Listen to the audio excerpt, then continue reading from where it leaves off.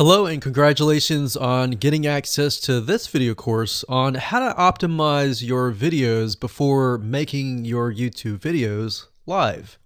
So this is video number 1, which is the introduction to YouTube search engine optimization. So I want to first start out by saying the goal is to focus on doing the right amount of keyword research and video file automation before actually uploading any of it to YouTube. So essentially this is all about what most people forget about doing before making their YouTube video live. Because if you think about it, most people think about, okay, what do I do after I upload this video? They don't really think about what they have to do before making it live. So this is not about what you can do afterwards, as that is a totally different focus, but rather before. So besides simple optimization, you really need to know that YouTube ranks the videos that people watch the longest. Meaning, let's say for example, that we have a 10-minute video. YouTube looks at that video. They look, yes, at the likes, dislikes, and comments, but they also look at, okay, do people actually watch most of this video? And based on, let's say, 1,000 views, how many of those 1,000 views actually watched either 50% or 100%, or how many minutes total? 1,000 times how many minutes was watched. So they really look at how long people watch the videos as a whole. Meaning the more viewers and the longer that they watch, that will get you ranked up further and further up. So instead of focusing on, spammy tactics, tons of backlinks, and all of that, our goal here is to really focus on the user experience. So what I want to do now is give you a quick overview of what's inside this video course. This is, of course, video number 1. Video number 2 is going to be about competitive research, or in other words, researching your competitors to kind of get a better idea of why YouTube is ranking those videos. Video number 3, we'll talk about highly searched keyword terms and how you can find those for your product or service or whatever you're trying to promote. Video number 4, we'll talk about your title and your description. Video number 5, we'll talk about video file optimization. So we're going to optimize the actual file because each file has essentially information in it. And of course, video number 6, we'll talk about why your thumbnail is important and how to make it professional and good looking.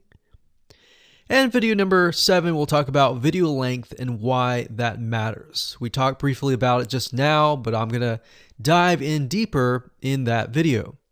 And of course, last but not least, I'm going to give you a secret tip on how to outrank your competitors in video number 8. So before we get started, I want to talk about what you need to have in hand. You're definitely going to need your product or service and an idea of the niche that you're targeting. You also need to have a video that is ready to be uploaded. And with that said, let's move on to video number 2. Hello and welcome back. This is video number 2. So let's talk about competitive research. You see, the best way to understand how you can rank better is to know what is already ranking in your niche or your market. So what we want to do here is we want to analyze the videos that are on the top. And I want you to specifically look at what titles, what descriptions are they using, and what thumbnails are they using that are eye-catching. And what is the user experience like when you click through those videos? So let's go ahead and do some competitive research. So for the sake of making sure that we find YouTube videos that actually relate to promoting a product, what I want to do now is just to pick a product out of the blue and let's take a look at YouTube. So, one product that I've been using for a while now, which has been really, really awesome, is called the Instant Pot. It's basically a pressure cooker that cooks food at a really fast rate. So, what we're going to do is we're going to hop on over to youtube.com and we're going to type in Instant Pot and see what we get. So, I'm not going to click enter just yet because I'm interested in getting an idea of what kind of potential keywords that we could rank on, or what potential videos that we can create. And we'll talk more about this in the next video. But for now, let's just do some basic keyword brainstorming and then, of course, do some competitive research. So Instant Pot, we got Instant Pot recipes, we got Instant Pot ribs, Instant Pot roast. So let's just click here and see what we get. Now we can see how to use Instant Pot has 316,000 views right here. Instant Pot chicken, top 6 easiest things to cook in your Instant Pot. Perfect for beginners. All right. So let's just take a look at the top 3. So let's go ahead and open those up. And let's analyze them. So the first one is this one here. And let's pause the video. We'll skip the ad. All right.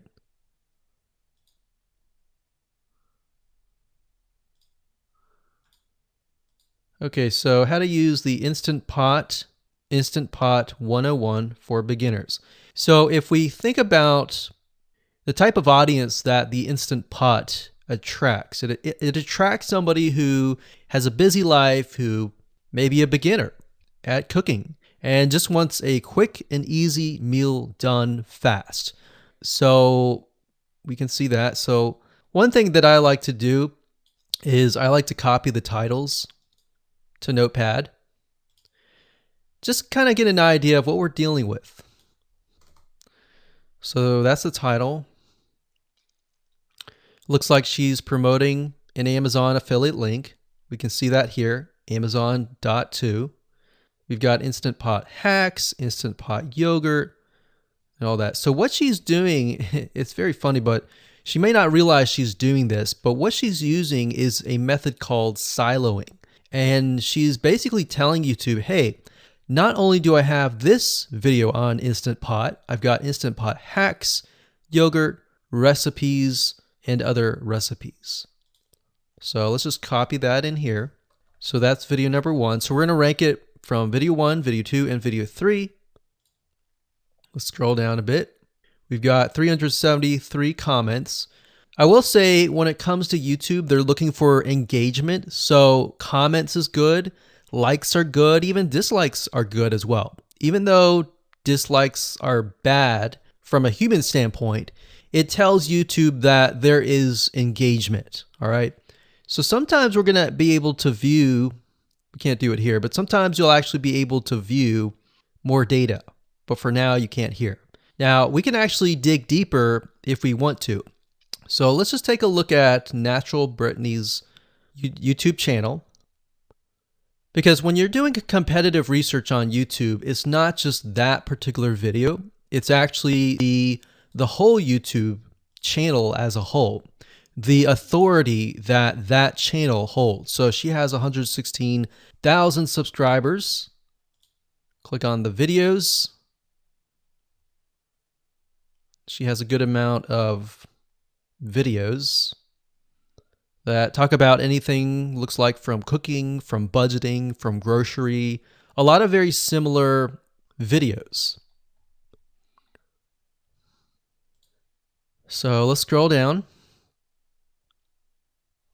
And now let's go ahead and take a look at the second highest ranking video. So if we go back over to here, and this is the Instant Pot chicken, cook with me, meal planning, meal prepping, Sunday setup. So let's go here, take a look.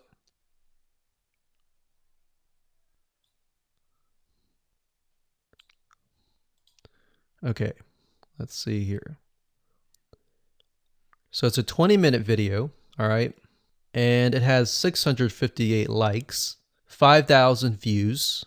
If we take a look at this video here, this has 320,000 views and 7,000 likes.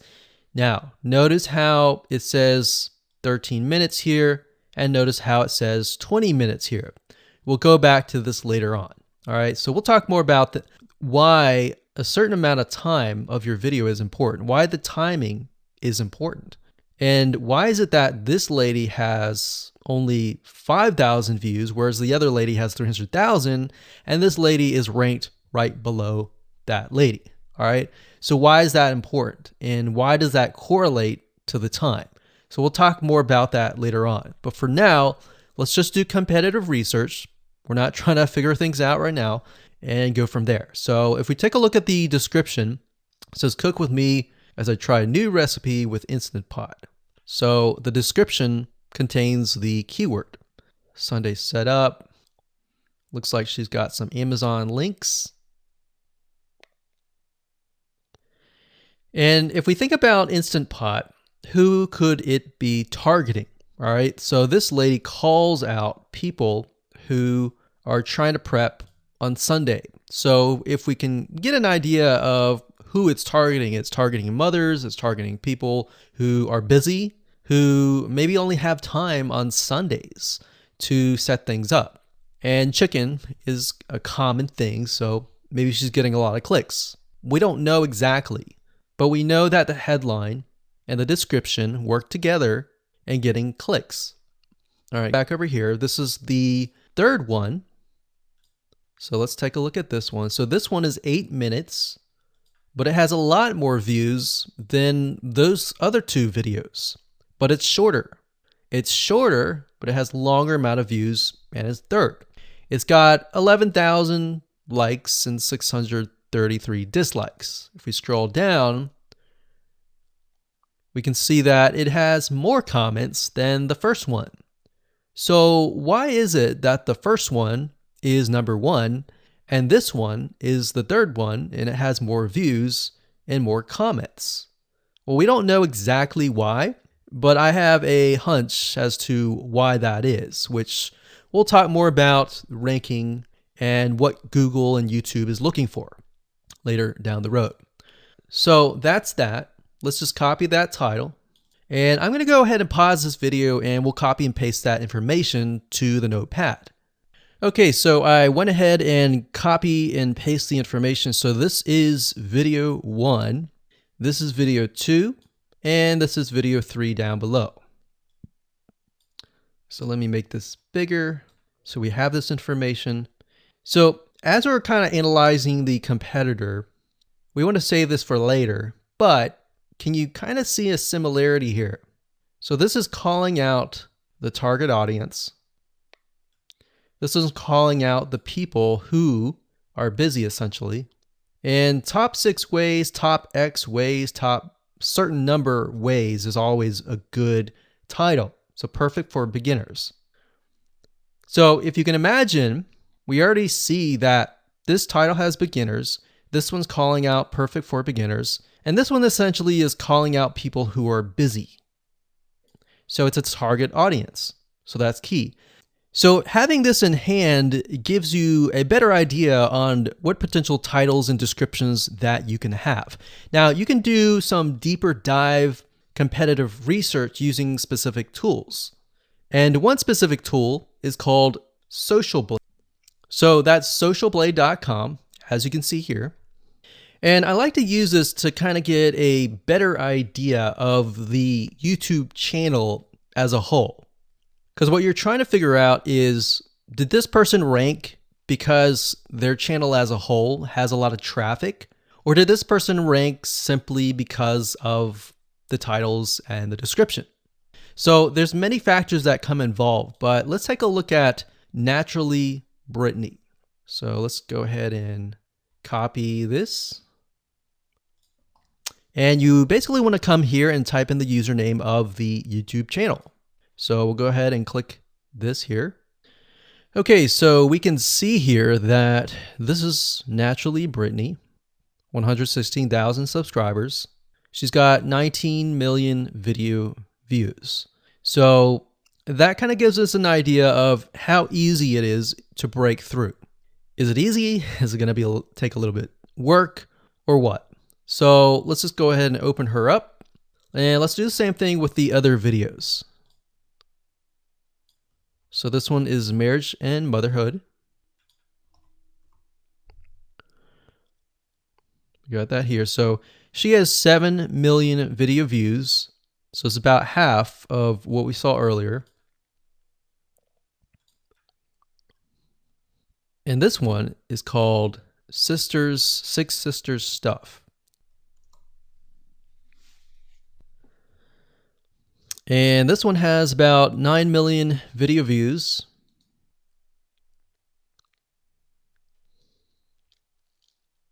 So right off the bat, we can see that if we were to rank on the keyword Instant Pot, it's going to take a lot to break through.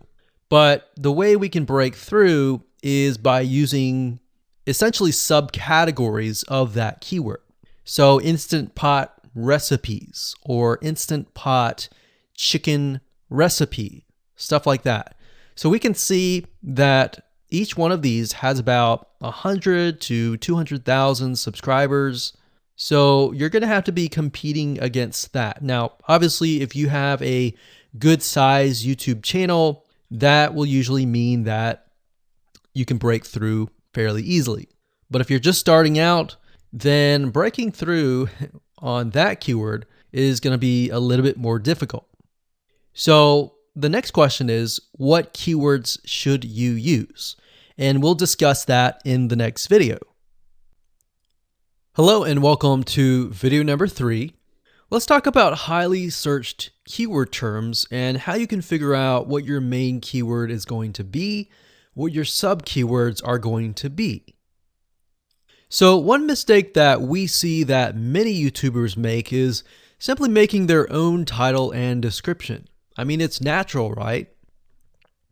But instead of deciding what you think will work, why not use what is already working and do some simple keyword research that's not going to take a lot of time, and this way you'll be able to have the right information that will help you rank on the right keywords. Now the big question is, well, how do I find these keywords? So the best way to find highly searched keyword terms is to look at the Google suggested keywords. And they are suggested for one reason, because they are used a lot. So let me show you how to find them and what they look like. Okay, so from analyzing the previous videos with the top 3 videos to kind of get an idea of what the titles were, what the descriptions were, if we look at the 3 and we refer back to this, the question is, what are the commonalities between the titles? Obviously the keyword Instant Pot, but we also notice that the top one and the third one, they all have the keyword beginners. So beginners in Instant Pot. Instant Pot for beginners, all right? So if we go back up here and we go to youtube.com and we type in Instant Pot, what do we get? So when you have a drop down like this is what we call the suggested keywords. And you'll see this in amazon.com, you'll see this in google.com and other major search engines. And what this is high demand and highly searched keyword terms. So in other words, if a lot of people are searching for these keywords, then they'll show up in the drop-down menu, right? So Instant Pot chicken happens to be a very highly searched term. And take a look at this. This one is related to Instant Pot chicken. So that means there's a lot of people searching for Instant Pot chicken. And that might be why this second video is ranked so high. Let's scroll down and take a look. So as we're scrolling down, I also want you to kind of keep an eye on the thumbnails because the thumbnails are key. So we got top 6 easiest things to cook in your Instant Pot. And I'll say, as an Instant Pot user, I really didn't know what recipes were out there that would fit the Instant Pot. Because the Instant Pot, the way it cooks is it pressurizes the food, and you need a little bit of liquid inside it to pressurize. So what I was doing is I was looking for recipes that were specifically made for the Instant Pot. So a lot of these people that are coming here, they don't know. They're just looking for recipes. So the 30 Instant Pot recipes gives people an idea. Oh, okay, I've got 30 recipes that I can pick and choose from. So if you scroll down, it says Instant Pot Ultra. All right. So if we go back here, so Instant Pot Chicken is definitely a top one. Instant Pot Spaghetti, how to use an Instant Pot. Instant Pot Cheesecake, Yogurt, Pho, Beef Stew, Whole Chicken, Rice, and Instant Pot Roast. So these are highly searched keywords. Now let's hop over to Google and see what we get. Do we get the same thing? Do we get something different? So if you go to Google and you type in the same thing, Instant Pot, we can see that we've got Instant Pot recipes, Instant Pot chicken. So notice that the chicken and the roast beef or the pot roast seem to appear both in Google and in YouTube. So whenever you see that, that's a good sign, because you got to understand people searching in YouTube are very different than people searching in Google. They don't show the exact same thing. But if they do, that gives you an idea that if you rank on that term, that you will be able to get traffic from Google and YouTube. Okay, so let's go back here. So Instant Pot Chicken. So let's just do a search and see what we get. So another place to find the Google suggested keyword terms is to scroll all the way down to the bottom. So there we go. So Instant Pot recipe. Now these are specifics, all right? These are searches related to Instant Pot. So people are looking to buy Instant Pot Amazon. So let's just type in Instant Pot Chicken and see what else we get. So if you notice when we type Instant Pot Chicken, it gives you a more detailed view of the other keywords that are related. So for example, Instant Pot Chicken recipes, chicken and rice, chicken noodle soup, chicken thighs, chicken bog, chicken breast recipes, chicken wings, and chicken and dumplings. So let's go over here and see what we get. So Instant Pot Chicken recipe, wings, noodle, biryani, thighs. So a lot of these are actually appearing that are the same. Okay, so moving on here, we've got Instant Pot Chicken. Now let's take a look at what we have here. So what I would do is I would do the same thing, the competitive research. Now, if you notice here, the Six Sisters stuff, it's a different video, but it's a similar video. Now this video is different. This lady is the same. And that's another thing. So if you rank high on the main keyword, then you could potentially rank on the other smaller keywords as well. So that gives you an idea of what content to create and what keywords to target. So we could potentially make it about Instant Pot Chicken. And what I would do is go back here. Let's say we want to title it the Instant Pot Chicken. What I would do is I would scroll here and take a look at questions people are asking. So how do I cook chicken and potatoes in Instant Pot? How long does it take to cook chicken pot, Instant Pot? We scroll down, and what I would do is grab these keywords. So I would grab these keywords.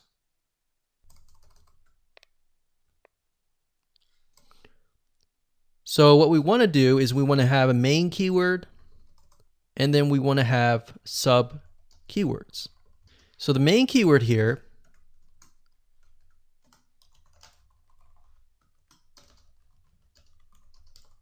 would be Instant Pot Chicken. And then the other ones would be Instant Pot chicken and potatoes, and all the rest here. So having these in hand will give you a better idea on how to go about creating your titles and your descriptions so that you can target specific keywords, and that you're not like any other YouTuber who is simply making up titles and descriptions just out of your head. So this way you can be strategic and rank effectively. Hello and welcome to video number 4. In this video, we're going to talk about your title and your description. So let's take what you have gathered in the previous video and let me show you how to properly create your titles and descriptions. So when it comes to creating titles and descriptions, we simply need to do what we did in the previous videos, which was the competitive research. And as you can see here, we have the videos 1, 2, and 3, the top number 1, number 2, and number 3. And of course, we have the main keywords. So we have this main keyword here. So that's definitely going to be in the title. And then of course, if you noticed, the target audience was beginners. So essentially what you're noticing here is that people are calling out the audience, and then of course they have the keyword in the title itself. And then of course you want to make sure that title, main keyword, and target audience is also going to be in your description. Now, what I like to do is I like to go look at magazines in that niche. It doesn't necessarily have to be exactly, in this case, Instant Pot, but it needs to be somewhat of that genre. Now, one thing that I noticed was when we took a look at the Instant Pot chicken, you could write out something like top 6 easiest things. So instead of things, you could say chicken recipes or pot roast recipes to cook in your Instant Pot. Or you could say something like Instant Pot chicken dash top 6 easy recipes, or you could use a number. People like numbers, especially knowing that somebody gets an Instant Pot for the sake of saving time. You could say top 6 easy chicken recipes that take less than 30 minutes. Now, obviously, that's a little bit long, so let's head on over to Google here. So like I said, I like to use magazines. Magazines do a great job in creating titles. So as you can see here, I typed in Instant Pot magazine, and to the right you'll notice that there's Instant Pot all-time recipes. So let's just go ahead and open that in a brand new window like so. So it looks like we have to pay, but let's just go ahead and click the free sample.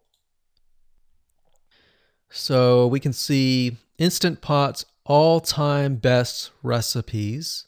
So you could do something like all-time best chicken recipes, or Instant Pot dash all-time best chicken recipes, or all-time best chicken Instant Pot recipes. So obviously here we're not going to copy word for word because that's plagiarism, but we're going to use something different. We're going to tweak it around. What we're looking here is for headlines. So let's go back here. So it says everyday Instant Pot, 115 delicious, family friendly pressure cooker. So we can say everyday Instant Pot, 6 delicious family pressure cook recipes. So everyday Instant Pot chicken, as long as the word Instant Pot chicken is in there. So we got 66 Instant Pot recipes that put your pressure cooker to work. So we could say something like 6 Instant Pot chicken recipes that take less than 15 minutes. And yes, believe it or not, Instant Pot can literally cook something like a pot roast within less than an hour, or sometimes half an hour. Because it's a pressure cooker, it cooks a lot faster. So that's what I like to do, is I like to take a look at magazines. So it doesn't necessarily have to be Instant Pot in this example. It can be another food magazine. So essentially that's how to create the titles. As far as the description goes, if you take a look at what they've written here, the first one that's ranking really well, as you can see here, we've got Instant Pot 101 for beginners. So you'll notice that they are trying to target the keyword Instant Pot 101 for beginners. So they've stated that in the title, and they've also put it in the description. So it says everything you need to know about how to use the Instant Pot in a beginner Instant Pot recipe. So notice that they use the keyword beginner Instant Pot twice. And then, of course, they got Instant Pot hacks, Instant Pot yogurt. And what they're essentially doing here is they're linking to other related videos. Now, Google's smart enough and YouTube's smart enough to have an algorithm to read the description and think, okay, they've got other videos that they've created that are related to Instant Pot. This video must be good, or this channel must have a lot of relevant information. So we're going to rank it a little bit higher because it's going to give people what they want to see. So now we look down here, it says Instant Pot Chicken. So this is the lady who is ranking really high on Instant Pot, but also Instant Pot Chicken. So it says cook with me as I try a new recipe with my Instant Pot. So we can see the keyword Instant Pot here. And as you can see, the description is really written for the user, but it contains the keywords that are necessary. So you don't need to write something like Instant Pot Chicken or something that's just a bunch of garbled information. You want to make sure that the title and the description attract people first and foremost, and then embed the keywords within. So the third one, we've got top 6 easiest things to cook in your Instant Pot, perfect for beginners. So it says, today I'm sharing with you the 6 easiest things to cook in your Instant Pot. So you can see here, the title is here, but the title is also in the description. It says, now these are perfect if you are just starting out or even had the Instant Pot for a while. So you can see the keywords that are embedded, but it's really written for the user. And that's the way it should be, because the title and the description will actually show up in the YouTube search engine, as you can see here. So we've got the title, we've got the description. So we want to make sure that the first sentence in your description is catchy as well. Hello and welcome to video number 5. Let's talk about video file optimization. Did you know that all files contain data that tells YouTube what your video could be about? Let me show you. Okay, so the way that YouTube gets an idea of what your video is about is by transcribing it. And for the most part, it can usually figure out what your video is all about if you have voice and speaking in it. Now, you can go one step further by adding what we call video file metadata. It's very similar to a website metadata. So for example, if you right click on any website and you click on View Page Source, up at the top, you're going to see a lot of what we call metadata. So right here, we can see the name, the title, the description, and all that information. So what that does is it tells Google essentially what your website is all about. So very, very similar in this case of what we're doing here. So what we're doing here is we are taking the video file that you have created and embedding it with more information. So besides the title and description, YouTube will be able to read the metadata inside of your video. So it'll make a little bit more sense when I show it to you. Now, it's really hard to find software out there that allows you to embed metadata except for a few. So one of them is called Video Converter by Wondershare, and that is videoconverter.wondershare.com. That's videoconverter.wondershare.com. So if you go here and you go ahead and download up at the top, you will be able to embed metadata. In fact, we're going to be using that for this particular video. Now, there are other software out there like the Adobe Bridge software, which allows you to embed the metadata into your video. Now, the reason why I'm using Wondershare is because I feel like it's a lot easier to use. So if you go ahead and download this, we're going to open this here. And what I did was I clicked Add Files, and I chose the file.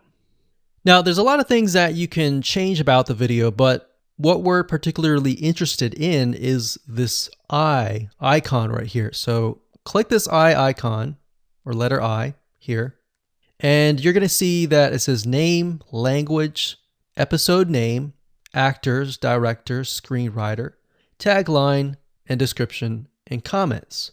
So what I recommend is you try to complete this as much as you can. So episode name, actors, so that would be whoever is in the video, the director, the screenwriter, which could be you, and then the tagline.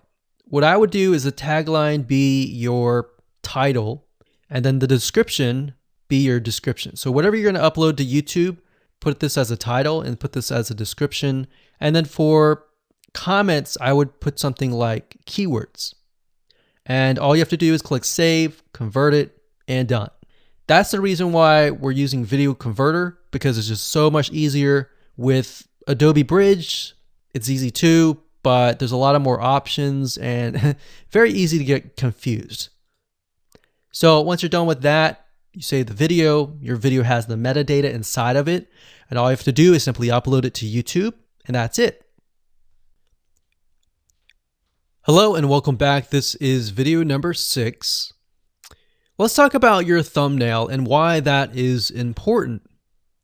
You see, since our goal is to get more clicks or more views to your YouTube video, we have to rely on attracting viewers. So if you think about it, the thumbnail is the first thing people see as they are scanning to find what interests them the most. So in other words, if you think about it, if you go to youtube.com and you type in a keyword, you're going to see all the results with thumbnails, the titles, the descriptions, and all of that. So that's the first thing that they see. So let's discuss what your thumbnail should contain and what's working in your market and how to figure that out. So when it comes to having a thumbnail, you want to make sure that it is eye-catching, meaning it shows somebody what they want. So if Instant Pot Chicken is your main keyword, you want to make sure that your thumbnail has something in it that entices them. So it's good to have the keyword or the title in it. So you can see right now the way YouTube works is they have an initial title or an initial thumbnail, and then after that you can see motion. So if I put my mouse over it, you can actually see part of the video, which makes it a lot more engaging. So as we scroll down, the initial thumbnail that this woman uses is the Instant Pot, and then this one here, it says Instant Pot recipes, so Instant Pot. So we can see the ones at the top definitely have the Instant Pot in it, or a word that's chicken, or a picture that has chicken in it. So it fits the keyword. Now, if you're not a professional, thumbnail artist or anything like that, there are different sites that you can use to get these created.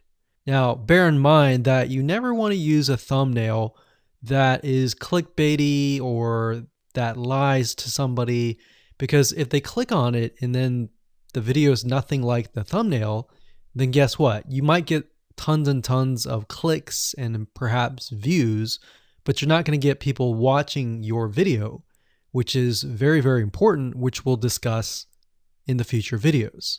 But for now, there are different elements that you need. So what I recommend is you go to a site called creativemarket.com. That's creativemarket.com. There are other sites like graphicriver.net, but over time we've realized Creative Market has a lot of really good designs. So what we can do here is in the search box, we're going to type in YouTube thumbnail. And we're looking specifically for templates that we can use for the thumbnail. So it says YouTube thumbnail pack. Let's go ahead and open that. There's one here. There are end cards, but that's a little bit different. That basically comes at the very end of your video. So we got urban thumbnails, different types of thumbnails. But the reason why I like Creative Market is buying templates for specifically YouTube thumbnails is going to make your life a lot more easier, especially if you can make it professional. The more professional it looks, the more professional your viewers will click through. So if we click on this, we can kind of get an idea of what we're dealing with.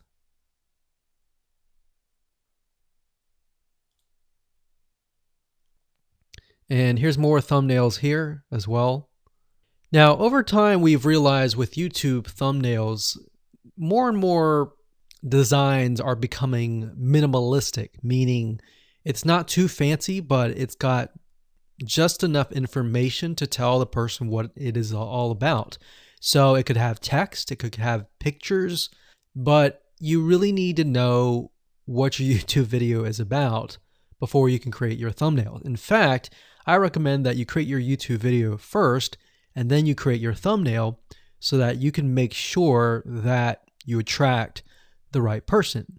Now, what we found a little bit of a technique is to create a thumbnail that is related to essentially the end, meaning if you're creating an Instant Pot chicken recipe, you might want to show the chicken already cooked. So essentially what people get if they click through.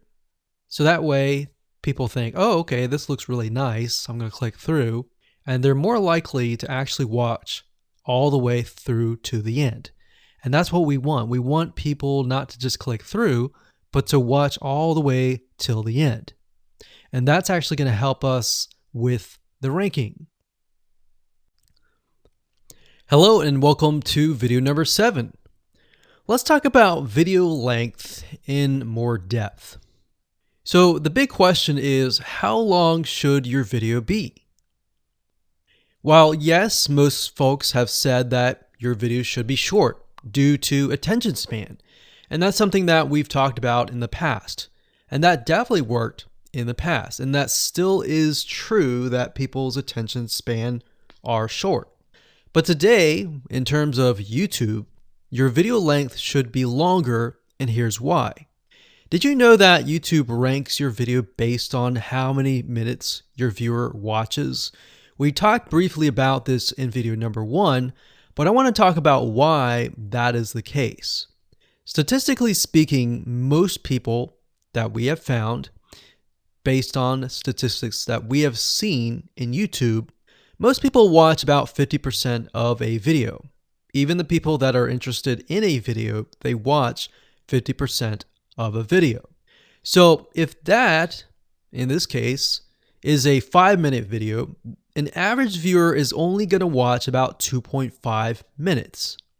Now, here's why that is important. If you're competing against someone who has a 30-minute video and their viewers watch 15 minutes, which is about 50%, well, guess what? Even if they can have less viewers than you, they're going to beat you because they have a longer video. So if you got the 2.5, they've got the 15 minutes, they can send less people and still beat you. And YouTube will favor them in the end. Now that, of course, is assuming that the views are legitimate and people are actually watching. And that's why user experience is so important. So to give you some real life practical application, let's hop on over to YouTube and I'm going to show you proof that this works. Okay, so let's take what we learned and what we just discussed and apply it to some real life practical application. So if we head on back over to youtube.com, we type in the keyword Instant Pot recipes, we can see this one, and this one. So let's go ahead and open these up. So we got this one, and this one. So that's 1, 2, and 3. The first one has about roughly 8 minutes or 9 minutes. We'll say 9 minutes. The second one has about 27 minutes. And the third one has about 20 minutes. Okay. So essentially the second and third have about double the amount of time. So like we talked about, most people watch about 50% or less, and then they quit. That's the average, right? So if that's the case, this person here, even though they have more views, see that? 800,000 views, even though they have more views, they're competing with somebody with a 30-minute video. Essentially, it's 27 or 28, but close to 30. So if we round that, we'll just say this is 10, this is 30, and this is 20. All right, so let's keep it at even numbers. So if that's the case, there's 4 minutes here, 15 minutes here, and 10 minutes here. So this means that the person with the less amount of minutes, they're going to need a lot more views and a lot more people watching it. So in total, if this person has, obviously this person's number one, but what I'm saying here is because YouTube looks at how many minutes are watched, if this person had 800,000 views and this person had only half of that amount, but had more than double this amount, this person right here would most likely rank higher. So see that? Only 100,000 views, 15 minutes. This one here, 20 minutes, only 6,000 views. So you might ask, well, shouldn't this be maybe number one? Not necessarily. If we really look at it, so we've got 800 times 4 minutes, and that's not going to be exact. I mean, we could even take 500. And this is definitely going to be number one. And this is definitely going to be number two based on the information. But this person, because they have a long enough video, even though they have less amount of views, they're still able to rank pretty high. So this is based on one of our YouTube channels, which has over 9 million of minutes watched. And based on that, that's what we've seen. Now, there's other factors like likes, dislikes, comments, and other things like that, titles and descriptions. But that's a big, huge ranking factor because it legitimately tells Google and YouTube, hey, this YouTube video is legit. Not only people are clicking on it, they're actually viewing it. And they're viewing at least about 50% on average. So that's why the video length is important. Now, you don't want to make a long video just to make a long video. You want to make a video that has really good content. And that's the goal. It's not based on spammy backlinks or anything like that. It's based on providing real value. Hello and welcome to video number 8. So just want to say congratulations on reaching the end of this video course. We're going to talk about a secret tip that you can use to outrank your competitors. So we briefly talked about why having a longer video was important, right? So one secret tip that we can give you is that what we have found that works is the following. Longer videos in the sense of live streams, which means you get on YouTube and you talk to people live. You have webinar replays and videos where people expect them to be longer. So in other words, people are expecting these to be longer. If you make a normal video that people expect to be 5 minutes and you make it an hour, then you're not really going to hit that 50%. But when you have a live stream or a webinar replay, usually people typically expect it to be at least 1 hour. So because people expect it to be 1 hour or longer, they expect to take time out of their busy schedule to actually watch your longer video. And what we found is these work really well compared to the average video. So let's discuss what you need to do in terms of software or even web applications that you need to create live streams and webinar replays.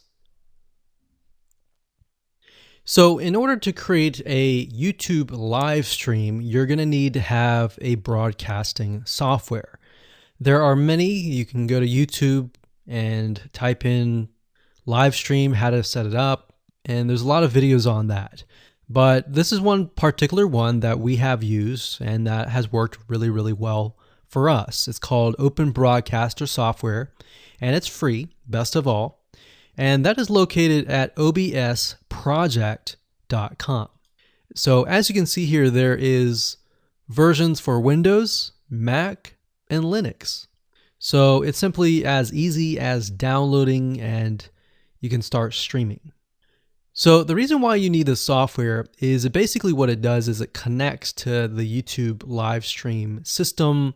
And when you're ready, you click record and you're good to go. Now, I'm not going to go in depth on how to use this product just simply because there are so many different options and so many different ways of using it. Now, like I said, the tip is when outranking your competitors to have longer views. This is good for kind of a face-to-face talking head type long video. Now, if you want to use a camera, you can do that. If you want to do something like screen capture, meaning you're going to show your screen, then you're going to want to use something like GoToWebinar. And you can go to gotomeeting.com/webinar to do that. Another tool that we have used, which as of now, it is free, and who knows, it could change. So GoToWebinar does cost money, but it's a nice way to kind of engage with people. So this is the route that I would go if you are engaging with people. If you're not engaging with people and you're simply doing screen capture, there is a tool called Use Loom. Let me show it to you. So useloom.com. Loom is essentially a Chrome plugin, and what it does is it allows you to record your screen. It's super easy to use. In fact, it's super, super fast. It's so fast that you can literally start recording, and within seconds when you're done, you'll have the video in hand. And you can download the actual video file to your computer really fast. So those are the three options that I would go to, and really depends on the avenue that you want to take. So like I said, create a longer video, but just don't create any content. Make sure that the content is valuable because you want to make sure that people watch all the way through. Or if not, watch at least 50%.